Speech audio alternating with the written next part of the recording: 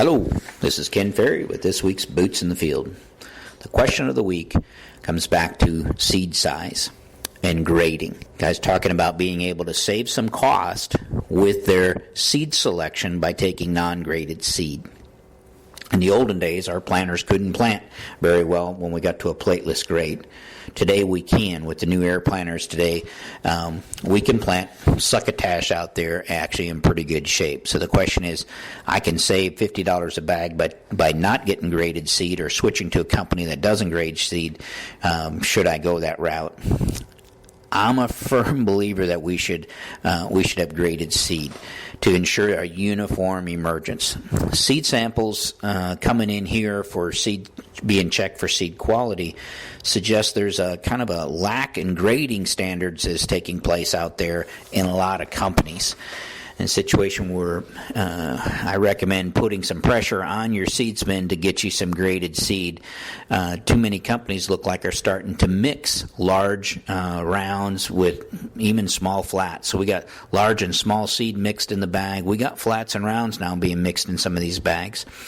And it's one of those things where if we put a large round next to a small flat, they're not going to germinate at the same time. They're not going to demand the same amount of water. And right out of the bat, we may have a picket fence stand, but we won't have a photocopy. We want to separate it. And if you remember the studies that we did when we planted seed by hand, seed size comes into play. Seed shape comes into play, even seed orientation. Not much we can do about seed orientation as far as getting all our seeds planted spike up, but we can look for graded seed that's going to ensure that we get 36,000 out there. We can come up with a 34,500 to 35,000 ear count in the end. We don't want seeds coming up over a 4 or 5 day period. I think the lack in standards started when we went to refuge in the bag. Customers not only planted a mix with refuge in the bag, but they also have seed sizes, but they also had different genetics. So refuge in the bag might have a different seed size.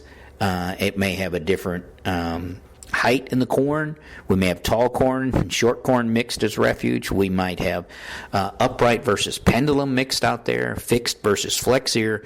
The combination of what is your refuge becomes an issue. Now, you guys could plant the refuge in the bag, even though they were throwing a lot of different genetics or potentials at you, and without much questioning of it, I think that set us up for a lot of seed companies to lack the standards of their grading itself. And now it seems to be sliding more and more. And we know these companies can do a good job at grading, and I would be willing to pay a premium for graded seed just like we used to make sure that we get that uniform drop.